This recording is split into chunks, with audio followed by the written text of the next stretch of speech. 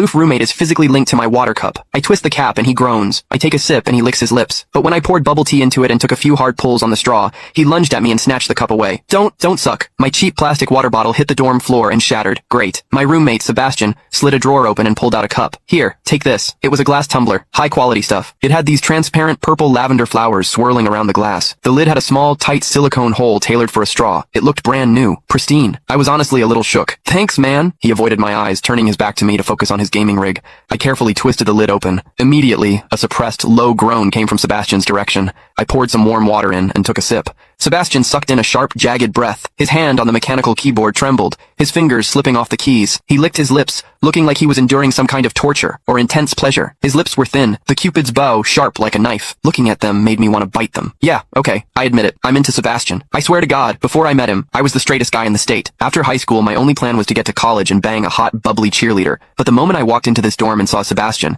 that plan went out the window. 4 years of college and he's the only one I want to mess around with. But I couldn't tell him. No way. I was terrified that if I spilled my guts, we wouldn't even be friends anymore. Because Sebastian is straight. Like, painfully straight. Only 2 weeks ago, he turned down a senior, a varsity swimmer, total stud, who asked him out. After that, Sebastian came back to the room and sat at his desk with a face like thunder for hours. The guy must be a raging homophobe. Maybe it was because the cup was a gift from my crush, but that warm water tasted sweeter than usual. It had a weirdly good aftertaste. I grabbed a straw from my desk and shoved it deep into the hole on the lid. The second I did, a strangled moan ripped out of Sebastian's throat. He bolted up and sprinted into the bathroom. Weird. We were just gaming. Why the hell did he suddenly need a shower? He didn't even grab a change of clothes or a towel. My hearing has always been too good for my own good. Through the thin bathroom door, I heard whimpery, muffled sounds. Soft, hot, suppressed. As a dude, I knew exactly what that sound was. He was jerking off. When I get horny, I usually wait until lights out and hide under the covers like a rat. But Sebastian, it's the middle of the damn day and he just goes for it? Talk about high testosterone. Sebastian is gorgeous. He's got that cold, don't touch me vibe, but his eyes are sharp, almost like a fox. He looks like a priest who's secretly a sinner, tempting as hell. I've heard people say his smile is killer,